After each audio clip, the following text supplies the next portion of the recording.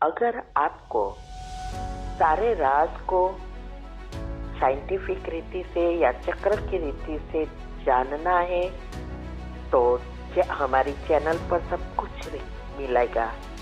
नाम है Shiv Shakti meditation BK कुसुम। फिर सब्सक्राइब करेंगे तो प्लेलिस्ट में जाएंगे, वहाँ आपको सब कुछ ग्रुप वाइज मिलेगा। साथ साथ लाइक शेयर और कमेंट भी कीजिए, इससे आपका दुआ का खाता बढ़ेगा और आप जल्दी जल्दी आगे बढ़ सकेंगे। लेकिन दुआ तब मिलती है जब हमारी कमेंट से दूसरों को फायदा होता है, तब दुआ निकलती है। तो घर बैठे पुण्य कमाने का साधन है दुआ। ओम शांति। ओम शांति। आपका प्रश्न है, मुझे भ्रम की बहुत बड़ी बीमारी है, माना हर बात में शक करने लगती हूँ। पहले छोटी चीज़ों को लेके होता था, अभी शादी की लाइफ में ये शक की ही बीमारी है जो परेशान कर रही है। हस्बैंड ने शादी के पहले झूठ बोला, चीज़ें छुपाई, शादी की, फिर चीटिंग किया, दोनों बच्चों के बाद तो अंदर विश्वास नहीं हो रहा है उस पे। इसके लिए पॉजिटिव वर्ड क्या होगा? जैसे मैं शक करने का बंद कर दूं, कौन सा गुण लूं तो मेरी ये आदत छूट जाए? उत्तर है, देखो, जब तक आपकी पॉजिटिविटी नहीं बढ़ेगी तब तक ये नहीं होगा। इसके लिए ही योग की पहली अवस्था इसमें बताया है क्या क्या करना है, और दिनचर्या मनचर्या जब सेट होगी तो आपके मन पर कंट्रोल आएगा। तो पहले तो आप सबकॉन्शियस माइंड के 10 नियम और ये योग की विधि जो बताई है वो अच्छी रीति फॉलो करो। और क्या क्या करना है, कैसे करना है, सकाश युगल को देना है, वो सब हमने तीव्र पुरुषार्थ ग्रुप में एक वीडियो रखी है, उसमें आता है। तो ये पुरानी बातों को लेकर और ही आप पाप कर्म बढ़ा रहे हो।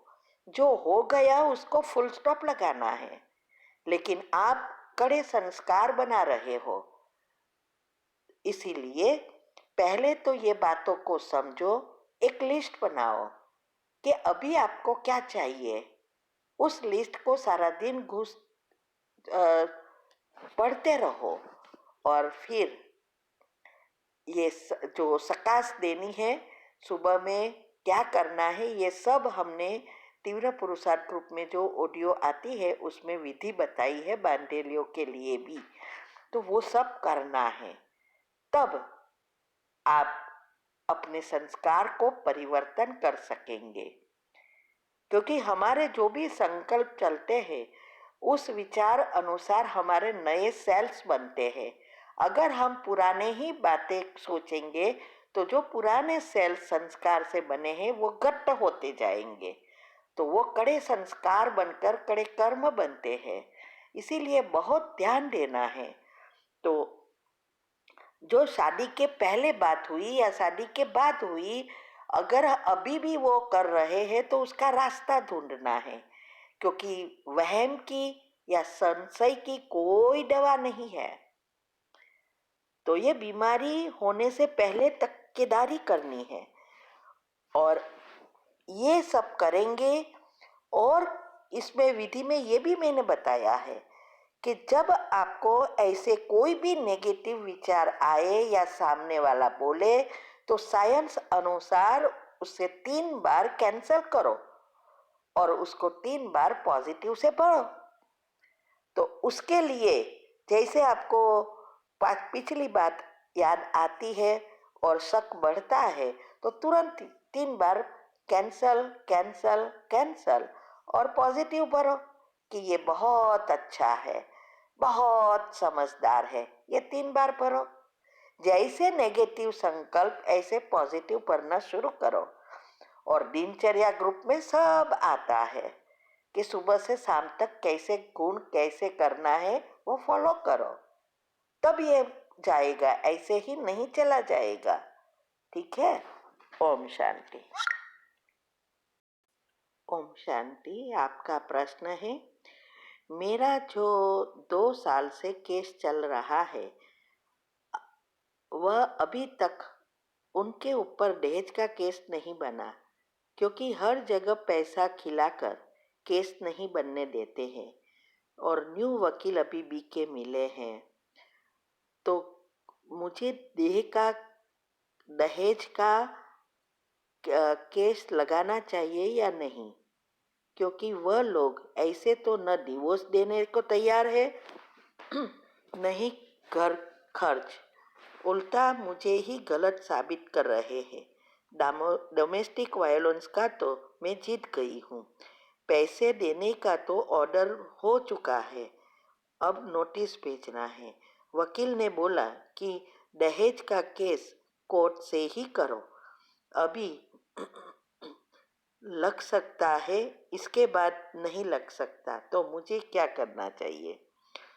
उत्तर है, देखो 2 साल पहले से आपको हमने बताया था और आपकी एक छोटी सी मिस्टेक के घर से ऐसे ही निकल आए। जब हम डोमेस्टिक वायलेंस का केस निकलने से पहले उन पर करते तो बहुत इजी हो जाता, क्योंकि उसी दिन उनको पकड़ लेते और कोई कुछ कर नहीं सकते। लेकिन आपने उस दिन नहीं किया। बाद में भी हमने बहुत सारी बातें आपको बताई थी और आप कहते थे कि आपके पति बहुत अच्छे हैं, हम वो अगर घर का खर्च दे तो हम रह सकते हैं और वो मुझे हर चीज़ में सहयोग देने के लिए तैयार है।